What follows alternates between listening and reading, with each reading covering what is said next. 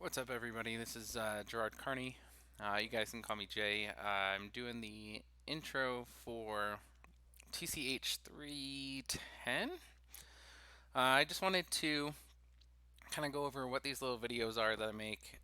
It is a good teach back for me. It's also a good think tank for me. It's also a little bit of a quicker way for me to help people understand so that if for some reason my writing isn't conveying a good idea, hopefully this can explain some of the gaps.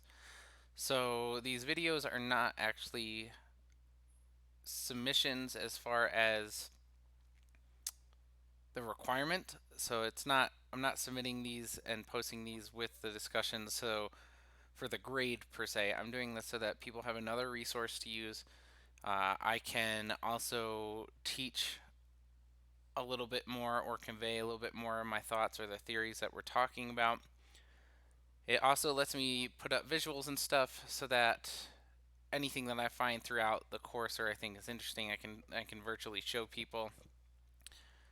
I think it's also just a nice way for conveying information back and forth if other people do videos, just because the discussions can be kind of dry and reading text deserts, as I like to call them, sometimes can just be a little bit of a pain or get you a little bit weary or exhausting sometimes.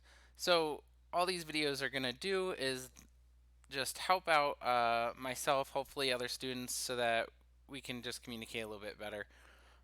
This would be a good use, I would think, of the technology that we have, as some of my posts, I'm sure, will explain some of the risky things. Um, with that said, I'll just jump into a couple. I'm going to try and keep these at about 5 minutes each, if that.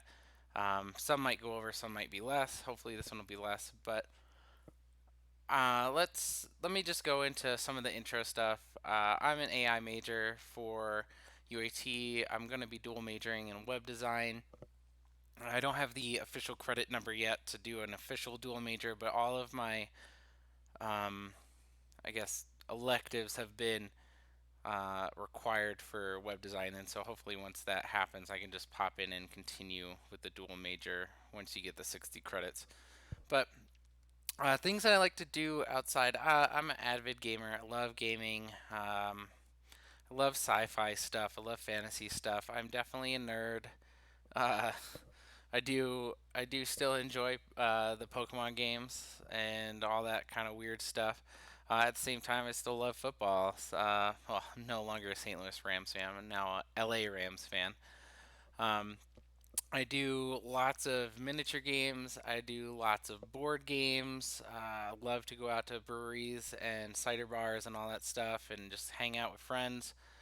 I work mainly at a children's hospital in Colorado, and that has been an amazing experience since we just opened up a new hospital and opening up a multi-million dollar establishment in a new city that needs it is had a lot of trouble, and B is a very humbling and awe-inspiring experiences. So just some fun facts about me.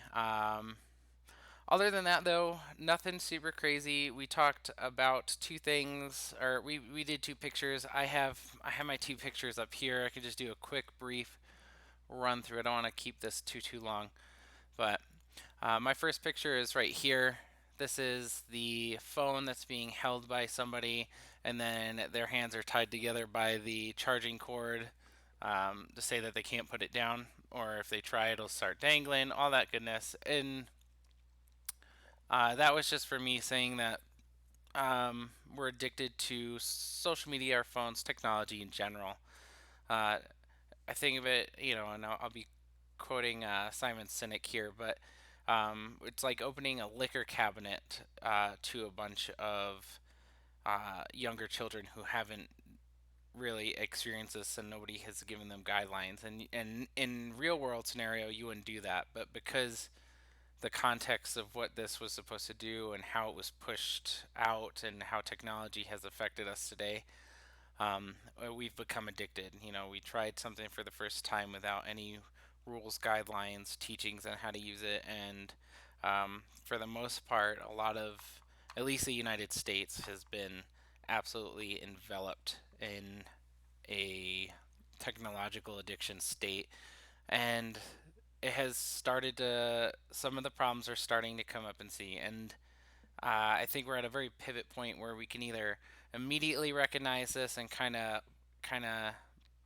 I guess for lack of better terms, pull the trigger and um, stop it and kind of step back and look at what it is, or but unfortunately the latter is probably going to happen, which is we're going to just keep going, and if you figure out how to navigate it, you do, and you do well, and if you don't, you just kind of get addicted and I guess lose a little bit of yourself in numerous different ways. The other one is cyberbullying. It's kind of like a little bit of a micro. I love this one. Um, this is kind of like a little subcategory of the technology addiction. So, um, for the gamers out there, the first picture would have been the parent class, and this would have been a child of the parent class. So, this is just Pac-Man going, oh, you know what? It's on social networks. It's a little bit of a play with words, is making fun of all the social networks, right? Twitter, Facebook, YouTube, all these things. Um, and it just shows how his enemies, the people who are always trying to get him in the game, blue ghost, yellow ghost, red ghost, are now following him. And he's going, oh, that's not good. And that's kind of just the theme there is just re solidifying my belief that um, you have to, especially in today's society where there's so many people, you either have to give a little bit to be safe, unfortunately, which is not something I want to do or wish to do.